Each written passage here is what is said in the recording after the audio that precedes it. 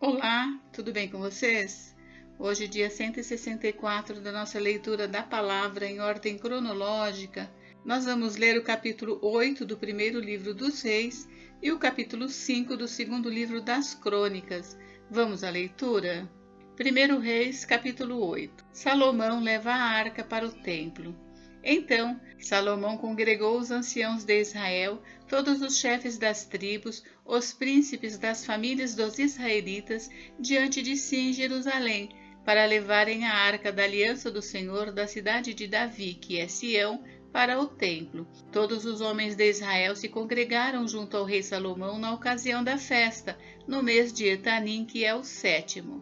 Quando todos os anciãos de Israel chegaram, os sacerdotes pegaram a arca do Senhor e a levaram para cima com a tenda do encontro e com os utensílios sagrados que nela havia. Os sacerdotes e levitas é que levaram tudo isso para o templo. O rei Salomão e toda a congregação de Israel que se havia reunido diante dele estavam todos diante da arca, sacrificando ovelhas e bois que de tão numerosos não se podiam contar. Os sacerdotes puseram a arca da aliança do Senhor no seu lugar, no santuário mais interior do templo, que é o Santo dos Santos, debaixo das asas dos querubins, pois os querubins estendiam as asas sobre o lugar da arca e do alto cobriam a arca e os seus cabos.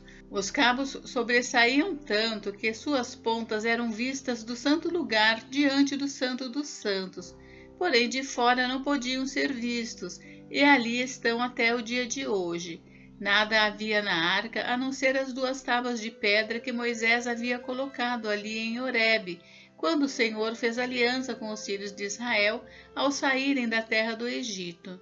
Quando os sacerdotes saíram do santuário, uma nuvem encheu a casa do Senhor, de maneira que os sacerdotes não puderam permanecer ali para ministrar por causa da nuvem, porque a glória do Senhor encheu a casa do Senhor.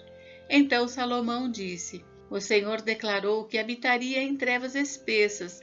Na verdade, edifiquei uma casa para a tua morada, lugar para a tua eterna habitação. Salomão fala ao povo. Depois o rei voltou o rosto e abençoou toda a congregação de Israel, que se mantinha toda em pé. Salomão disse: Bendito seja o Senhor, o Deus de Israel, que falou pessoalmente com Davi, meu pai, e pelo seu poder cumpriu o que prometeu, dizendo: Desde o dia em que tirei o meu povo de Israel do Egito, não escolhi cidade alguma de todas as tribos de Israel para edificar um templo, a fim de ali estabelecer o meu nome. Porém escolhi Davi para governar o meu povo de Israel. Também Davi, meu pai, havia proposto em seu coração edificar um templo ao nome do Senhor, o Deus de Israel. Porém o Senhor disse a Davi, meu pai: Você fez bem quando resolveu em seu coração edificar um templo ao meu nome. Todavia não será você quem edificará esse templo, o seu filho que descenderá de você, ele o edificará ao meu nome. Assim, o Senhor cumpriu a palavra que tinha dito, pois me levantei em lugar de Davi, meu pai, e me assentei no trono de Israel, como o Senhor havia prometido, e edifiquei o templo ao nome do Senhor, o Deus de Israel, e nele preparei um lugar para a arca, em que estão as tábuas da aliança que o Senhor fez com os nossos pais, quando os tirou da terra do Egito.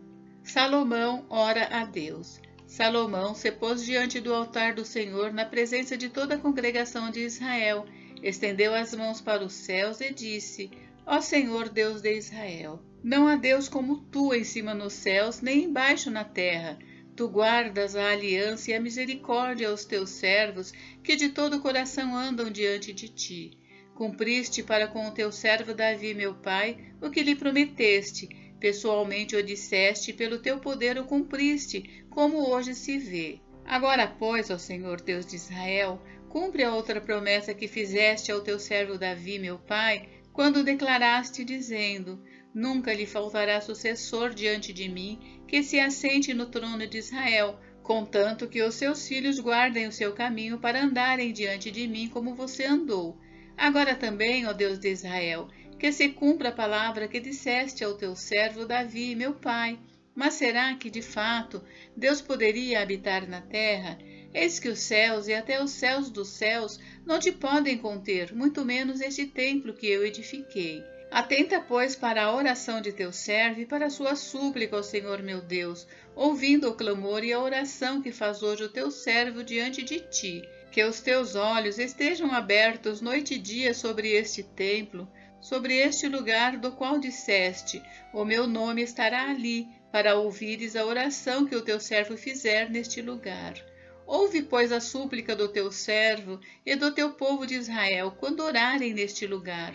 Ouve do céu, lugar da tua habitação, ouve e perdoa. Se alguém pecar contra o seu próximo e lhe for exigido que jure, e ele vier jurar diante do teu altar neste templo, ouve tu nos céus, age e julga os teus servos, condenando o ímpio, fazendo com que pague por seus atos e justificando o justo, para lhe retribuires segundo a sua justiça. Quando o teu povo de Israel, por ter pecado contra ti, for derrotado por um inimigo, e se converter a ti, confessar o teu nome, orar e suplicar a ti neste templo, ouve tu nos céus, perdoa o pecado do teu povo de Israel e faze-o voltar à terra que deste aos seus pais. Quando o céu se fechar e não houver chuva por ter o povo pecado contra ti, e ele orar neste lugar, confessar o teu nome e se converter dos seus pecados depois de o haveres castigado, ouve tu nos céus, perdoa o pecado de teus servos e do teu povo de Israel, ensinando-lhes o bom caminho em que devem andar, e envia chuva sobre esta tua terra, que deste em herança ao teu povo. Quando houver fome na terra, ou peste, quando houver crestamento ou ferrugem, gafanhotos e larvas, quando inimigos cercarem as cidades do país, ou houver alguma praga ou doença, toda oração e súplica que qualquer homem ou todo o teu povo de Israel fizer, conhecendo cada um a ferida do seu coração e estendendo as mãos na direção deste templo, ouve tu nos céus, lugar da tua habitação, perdoa, age e dá a cada um segundo todos os seus caminhos, visto que lhes conheces o coração, porque só tu és conhecedor do coração de todos os filhos dos homens, para que te temam todos os dias que viverem na terra que deste aos nossos pais. Também ao estrangeiro que não for do teu povo de Israel,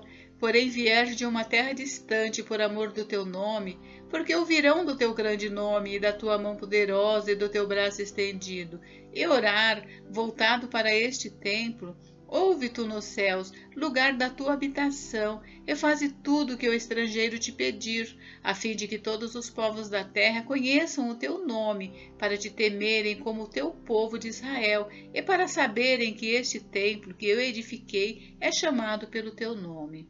Quando o teu povo sair à guerra contra o seu inimigo, pelo caminho por onde os enviares, e orarem ao Senhor, voltados para esta cidade que tu escolheste, e para este templo que edifiquei ao teu nome, ouve tu nos céus a sua oração e a sua súplica, e faze-lhes justiça.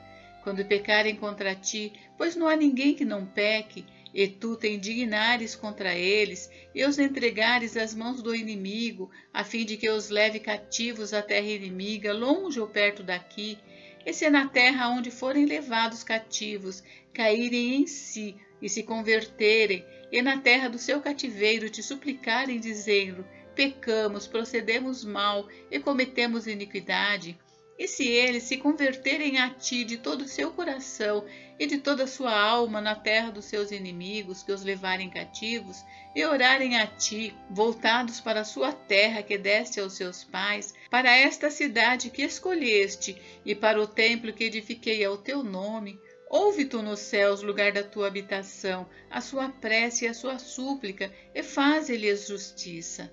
Perdoa ao teu povo que houver pecado contra ti, todas as suas transgressões que houverem cometido contra ti.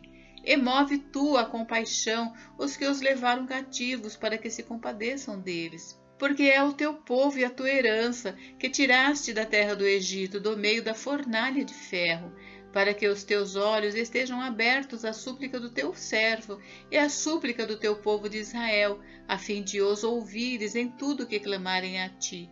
Pois tu, ó Senhor Deus, os separastes dentre todos os povos da terra para serem a tua herança, como falaste por meio do teu servo Moisés, quando tiraste do Egito os nossos pais.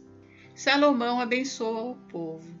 Quando Salomão acabou de fazer ao Senhor toda esta oração e súplica, ele se levantou de diante do altar do Senhor, onde tinha se ajoelhado com as mãos estendidas para os céus. Ele se pôs em pé e abençoou toda a congregação de Israel em alta voz, dizendo: Bendito seja o Senhor, que deu repouso ao seu povo de Israel, segundo tudo que havia prometido. Nenhuma só palavra falhou de todas as boas promessas que fez por meio de Moisés, seu servo. Que o Senhor nosso Deus esteja conosco, assim como esteve com os nossos pais, que Ele não nos deixe nem nos abandone. Que Ele faça com que o nosso coração se incline para Ele, a fim de andarmos em todos os seus caminhos e guardarmos os seus mandamentos e os seus estatutos e os seus juízos que ordenou aos nossos pais. Que estas minhas palavras com que supliquei diante do Senhor estejam presentes diante do Senhor nosso Deus de dia e de noite, para que Ele faça justiça ao seu servo e ao seu povo de Israel, segundo cada dia o exigir, para que todos os povos da terra saibam que o Senhor é Deus e que não há outro. Que o coração de vocês seja fiel para com o Senhor nosso Deus, para andarem nos seus estatutos e guardarem os seus mandamentos, como vocês estão fazendo hoje. A conclusão da solenidade. Então o rei e todo Israel com ele ofereceram sacrifícios ao Senhor. Salomão ofereceu em sacrifício pacífico ao Senhor 22.000 bois e 120.000 ovelhas. Assim, o rei e todos os filhos de Israel consagraram a casa do Senhor. No mesmo dia, o rei consagrou o meio do átrio que estava diante da casa do Senhor, pois ali ofereceu os holocaustos e as ofertas com a gordura dos sacrifícios pacíficos. Ele fez isso porque o altar de bronze que estava diante do Senhor era muito pequeno para nele caberem os holocaustos, as ofertas de cereais e a gordura dos sacrifícios pacíficos.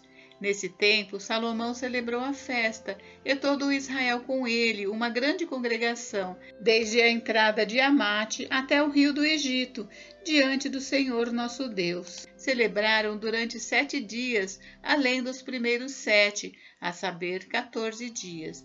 No 8º dia desta festa, Salomão despediu o povo e eles abençoaram o rei.